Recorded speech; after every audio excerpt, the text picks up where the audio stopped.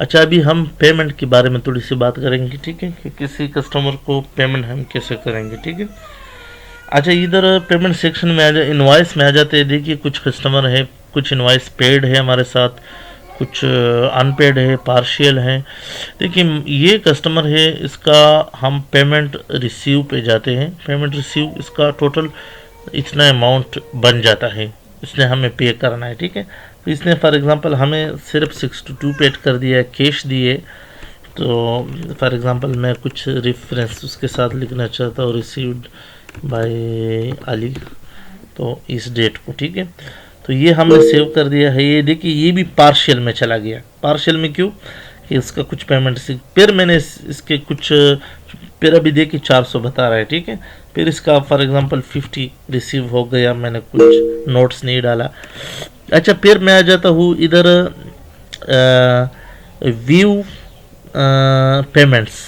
View payments, ये देखिए, ये इतना अमाउंट इसने रिसीव कर दिया है, पूरा डिटेल होगा। इस पर कुछ आप डिलीट भी कर सकते हो, तो वो पैसा वापस हो जाएगा। अगर हमने यही सेम पैसा पूरा का पूरा इससे रिसीव कर दिया, जितना इसका 350 बन जाता है, और कैश रिसीव कर, देखिए पेड सेक्शन में चला गया, ठीक है। इसके पेड के बाद हम फॉर एग्जांपल पेमेंट रिसीव के कुछ कोशिश कर रहे हैं, तो 5, तो ये देखिए, enter amount should not be greater than the due amount. Due amount इसकी 0 है, तो अपने अमाउंट अभी, अगर फॉर एग्जांपल इसका पेमेंट रिसीव, इसका हम कर रहे हैं पेमेंट रिसीव 22 है, ये हमने 32 कर दिया, तो ये देखिए, ये रिसीव नहीं हो सकेगा। इनवॉइस ओवर इनवॉइस पेमेंट से रिसीव नहीं हो रहा है, ठीक है। तो ये सेक्शन है, आपने यहाँ से पेमेंट। अच्छा, ये और चीज़ें मैंने एक दफ़ा समझाई भी है। व्यू पेमेंट्स देखो, पेमेंट प्रिंट देखें, डिलीवरी नोट नया अपडेट हमने आपके लिए डाला हुआ है, वो भी आप देखेंगे, ठीक है। अच्छा, हाँ, प्रिंट सेक्शन है, पीडीएफ है, इधर पीडीएफ है, ठीक है। ये देखिए, पीडीएफ इनवॉइस बन गया, बहुत खूबसूरत डिज़ाइन से इनवॉइस बन गए, ठीक है, पीडीएफ। अच्छा, इसके साथ हमने और क्या, पीओएस इनवॉइस, वो थर्मल प्रिंटर के लिए इनवॉइस है, वो भी है, ठीक है।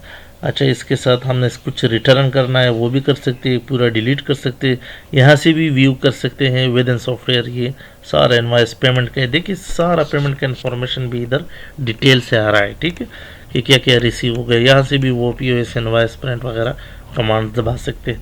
तो ये कस्टमर का है, ठीक है। यहाँ आ जाए कस्टमर के लिस्ट में भी, अगर आप आ जाए तो कस्टमर लिस्ट में आ गए, ये देखिए सबके पैसे पेड है, वो इनवॉइस हमने पेड कर दिए। देखिए, ये उसके पास सेल ड्यू था, ये दे, सॉरी, ये 0 है, इसके नहीं, ये इसका है, ठीक है। तो इसका अगर हम फॉर एग्जांपल, ये ओपनिंग बैलेंस था 20, और ये भी इतना पे करना है, तो हम पेमेंट रिसीव पेमेंट कर सकते हैं, यहाँ से भी कर सकते हैं, ठीक है।